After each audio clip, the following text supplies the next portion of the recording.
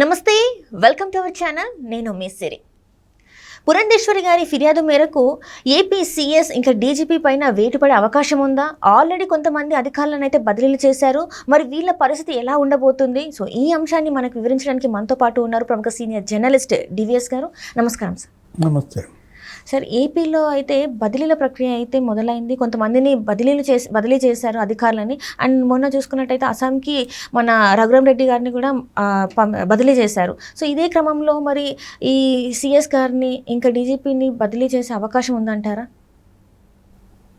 జగన్మోహన్ రెడ్డి గుండెల్లో పురంధేశ్వరి రైళ్లు పరిగెత్తిస్తాం.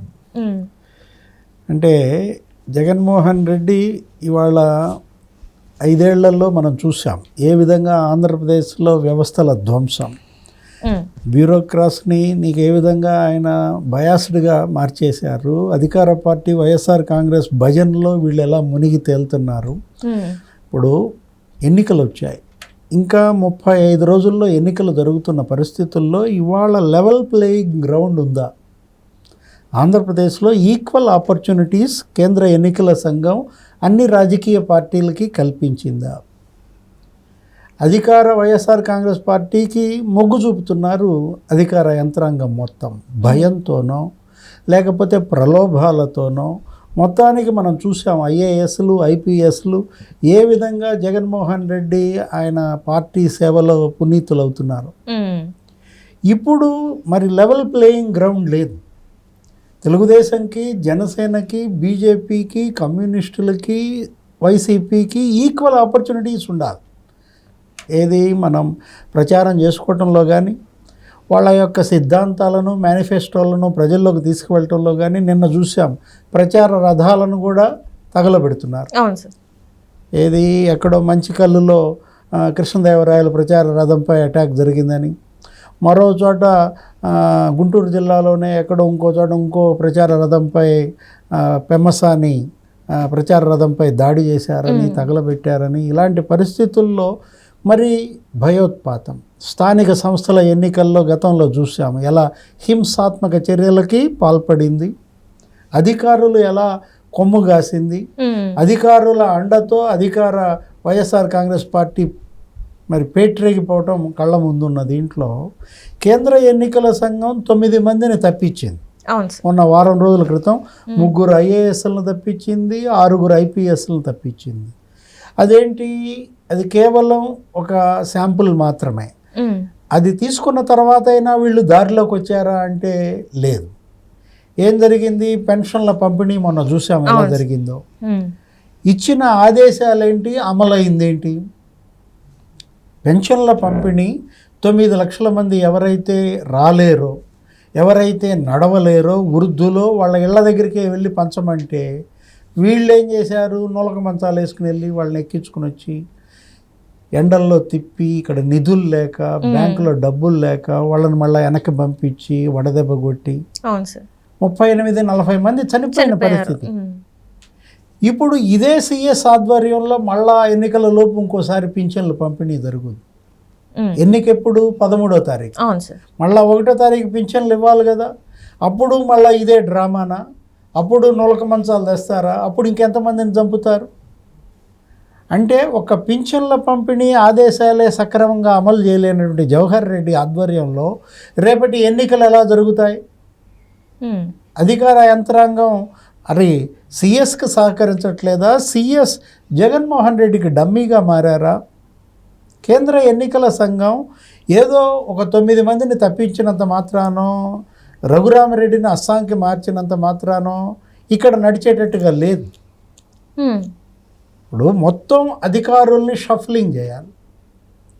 వీలైతే ఇక్కడ ఉన్నటువంటి ఆంధ్రప్రదేశ్లో పురంధేశ్వరి ఎవరైతే పాయింట్అవుట్ చేసిందో ఒక 22 మంది ఐపీఎస్లు, వాళ్ళని వేరే రాష్ట్రాలకు పరిశీలకులుగా పంపేయాలి.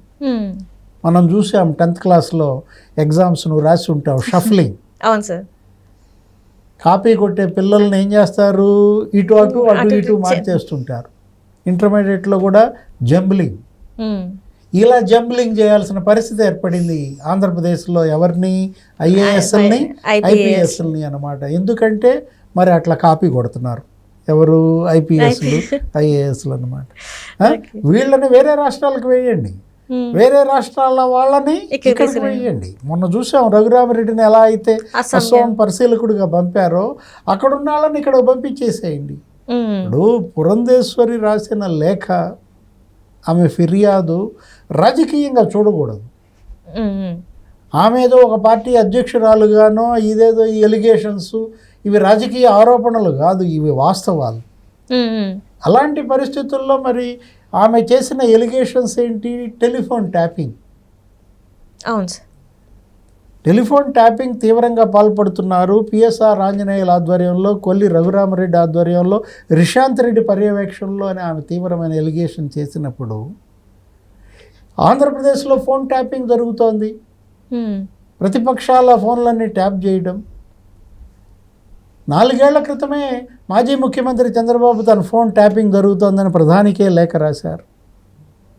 హైకోర్టు జడ్జీలే ఆంధ్రప్రదేశ్లో వాళ్ళ ఫోన్లు ట్యాపింగ్ జరుగుతుందని ఆందోళన ప్రకటించారు. పిల్ కూడా దాని మీద దాఖలు చేసిన పరిస్థితుల్లో వాళ్ళు కూడా మనం చూసాం. ఇలాంటి పరిస్థితుల్లో తెలంగాణలో ఫోన్ ట్యాపింగ్ దుమారం నీకు తెలుసు. డిఎస్పీ ప్రణీత్ రావు దగ్గర నుంచి అదనపు ఎస్పీలు భుజంగరావు, నీకు టాస్క్ ఫోర్స్ హెడ్ రాధాకిషన్ రావు అందరూ జైళ్లకు వెళ్ళిన పరిస్థితుల్లో నీకు అసలు ప్రభాకర్ రావే రేపు వస్తే ఏం జరుగుద్దో తెలియదు. ప్రముఖుల పేర్లు బయటకు వస్తాయని చెప్పేసి చాలా వార్తలు వస్తున్నాయి. ఇలాంటి పరిస్థితుల్లో టెలిఫోన్ ట్యాపింగ్ మీద మరి కేంద్ర ఎన్నికల సంఘం ఏం చర్యలు తీసుకుంది? ఎందుకు సీరియస్గా మరి ఆ పిఎస్ఆర్ ఆంజనేయులు లేకపోతే రిషాంత్ రెడ్డి వాళ్ళపైన చర్యలు తీసుకోవాల్సిన బాధ్యత ఉంది కదా. అది వాస్తవమా కాదా?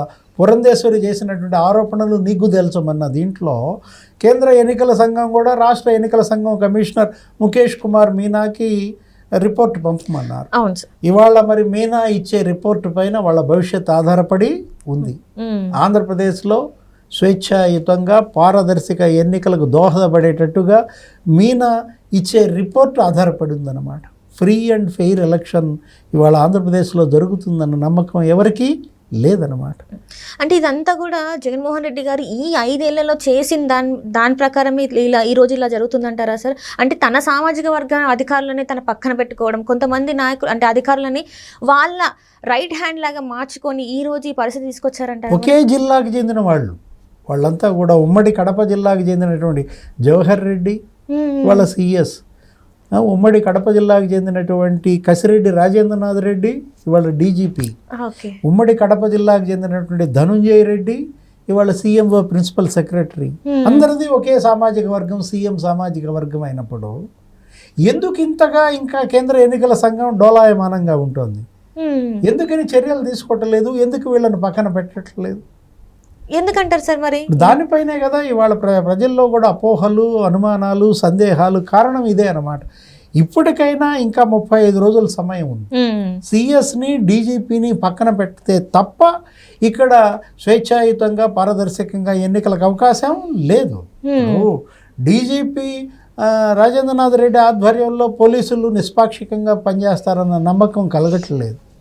6 ఐపీఎస్లని మీరు మార్చారు, బదిలీ చేశారు. అంతటితో ఆగుతుందా? 22 మంది ఎస్పీల మీద ఆమె ఎలిగేషన్స్ చేశారంటే ఏ విధంగా వాళ్ళు అవినీతి కుంభకోణాలకు పాల్పడ్డారు? సిద్ధార్థ కౌశల్ అంటే ఎవరు? అతనికి మిథున్ రెడ్డి మరి వీళ్ళు భారీ ఎత్తున డబ్బులు ఇచ్చినట్టుగా అవినాష్ రెడ్డి, దుబాయ్లో బినామీ ఖాతా అకౌంట్లో డబ్బులు పడ్డాయన్న ఆరోపణలు ఆమె చేసినప్పుడు అది వాస్తవమా కాదా? వీటిపైన ఎంక్వైరీ చేయాలా? మరి అలాంటి వ్యక్తిని మరి తప్పించాలా? ఇప్పుడు ఎలా బయాస్డ్గా ఆంధ్రప్రదేశ్లో బ్యూరోక్రాట్స్ మారారు అనేది జగన్మోహన్ రెడ్డి పరిపాలన మనం చూసాం. తెలుగుదేశం పైన 70,000 మంది పైన కేసులు పెట్టారు. మాజీ మంత్రులు, నాయకులు, ఎమ్మెల్యేలు, ఇన్ఛార్జీలు 250 మందిని జైళ్ళకు పంపారు. మాజీ సీఎంనే 53 రోజులు జైల్లో పెట్టారు. జనసేన మీకు తెలుసు, పవన్ కళ్యాణ్ జనసేన అధ్యక్షుడు ఆంధ్రప్రదేశ్లోకి రావాలంటే రోడ్డుకు అడ్డంగా పడుకోవాలా? అతను చెప్తాడు, నేను పోలీసు ఫ్యామిలీ మాది, పోలీస్ కుటుంబానికి చెందిన వాడిని, నన్నే మీరు పోలీసులు ఈ విధంగా మీరు అడ్డుకుంటున్నారు అని ఆయన ఎన్నిసార్లు ఆవేదన వ్యక్తం చేసిన ఫలితం లేదు. అంటే నిష్పాక్షిక పోలీసింగ్ జరగాలి, ప్రజల్లో ధీమా రావాలా, ప్రజల్లో భరోసా రావాలి, నా ఓటు నేను స్వేచ్ఛగా వేసుకోగలను. ఇప్పుడు వాలంటీర్ల పైన చర్యలు తీసుకుంటున్నారు, వాళ్ళని పోలింగ్ విధుల నుంచి తప్పించమన్నారు. వాళ్ళతో ఏం చేస్తున్నారు, రాజీనామాలు చేపిస్తున్నారు, వాళ్ళనే రేపొద్దున పోలింగ్ ఏజెంట్లుగా పెడుతున్నారు. పోలింగ్ ఏజెంట్లుగా పెట్టద్దు అని కేంద్ర ఎన్నికల సంఘం ఆదేశిస్తే బేఖాతరు చేస్తున్నారు. ఇంటింటికి పింఛన్లు 9 లక్షల మందికి పంచండి, వాళ్ళు రాలేరు ముసలాళ్ళంటే వాళ్ళని బలవంతంగా నులక మంచాల మీద వేసి తీసుకొచ్చి వాళ్ళని చనిపోయేటట్టు చేశారు. ఇలాంటి పరిస్థితుల్లో రాబోయే 35 రోజులు క్రిటికల్. ఏంటి ఇక్కడ ఒక చోట కాదు, ఒక ప్రాంతం అని కాదు, ఒక నియోజకవర్గం అని కాదు, భారీ ఎత్తున డబ్బు డంప్ చేశారంటున్నారు. తొలి విడతే 3,500 కోట్లు అన్ని నియోజకవర్గాల్లో డంప్ చేసిన పరిస్థితుల్లో మద్యం షాపులందరికీ 10 లక్షలు ముందే కట్టేశారంట. లిక్కర్ ఎంత కావాలంటే అంత ఇవ్వమని ఏరులై పారిస్తున్నారు డబ్బు, మద్యం. అది చాలదన్నట్టుగా దాడులు, దౌర్జన్యాలు. అంటే ఒక్కొక్క నియోజకవర్గానికి ఆల్రెడీ అంటే కొంతమందికి 20 అంటే ఒక అధికారికి 20 నుంచి 25 లక్షలకి కార్యకర్తకే ఇచ్చారని చెప్పేసి కూడా వార్తలు వస్తున్నాయి. అందులో వాస్తవం ఉందంటారా సార్? మరి ఇవాళ మనం మీడియాలో వస్తున్నటువంటి కథనాలన్నీ వాస్తవాలు. మరి ఇవాళ కనపడుతుంది కదా, ఒక నాయకుడికి 50 లక్షలు, కార్యకర్తకి 50,000. ఇది కూడా అడ్వాన్స్, ఫస్ట్ పేమెంట్ మాత్రమే. ఇంకా 35 రోజుల్లో ఇంకెంత అందుతాయో. ఒక్క సిద్ధం సభలకే ఒక్కొక్క సభకి 10 కోట్లు ఖర్చు పెడుతున్నారంటే జగన్మోహన్ రెడ్డి సభలకి ఎక్కడి నుంచి వచ్చింది? ముఖ్యమంత్రి, మాజీ ముఖ్యమంత్రి చంద్రబాబు కూడా అదే ఆందోళన ప్రకటిస్తున్నారు కదా. 1400 బస్సులు వేస్తున్నారు ఒక్కొక్క సభకి. పెద్ద ఎత్తున డబ్బు ఇవాళ ఆల్రెడీ ప్రతి చోటకి చేరిపోయింది. ప్రతి నియోజకవర్గంలో గోడౌన్లలో తాయిలాలు ఉన్నాయి, వాచీలు, ఫ్లాస్కులు, కుక్కర్లు. అంటే వీళ్ళు పెట్టని ప్రలోభం లేదు.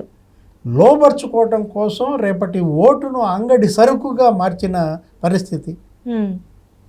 ఇప్పుడు చూస్తున్నట్టయితే సార్, ఒక్కొక్క అభ్యర్థికి ఇంత అని ఇచ్చారు. మీరు చెప్పినట్టు 3,500 కోట్లు అంటే ఇదంతా మళ్ళీ ప్రజాధనమే కదా. ఎందుకు దీని మీద అసలు కేంద్రం ఎందుకు యాక్షన్ తీసుకోలేకపోతుంది? ఇంత జరుగుతున్నా కూడా ఎందుకు సైలెంట్గా ఉన్నారు? అండ్ ఇంకొకటి ఏంటంటే ఇండైరెక్ట్గా బీజేపీ వాళ్ళు ఇంకా కలిసే ఉన్నారా జగన్తోని అన్నది కూడా ప్రజలలో కొంత అపోహ అయితే ఉంది. మరి ఇందులో వాస్తవం లేదంటారా? మరి అంకుశం ఉపయోగిస్తే తప్ప ఈ మదమెక్కిన ఏనుగు దారిలోకి రాదు. ఇక్కడ నువ్వు గుండు సూదితో గుచ్చితే ఏనుగుకేం తెలుస్తుంది?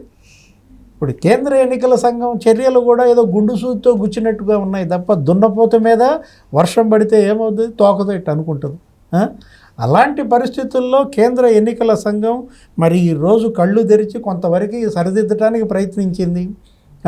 మరి పురంధేశ్వరి లేకపోయినా ముఖేష్ కుమార్ మీనా ఇచ్చే రిపోర్ట్ ఎలా ఉంటుంది? దానిపైన మరి ఏ చర్యలు ఉంటాయి?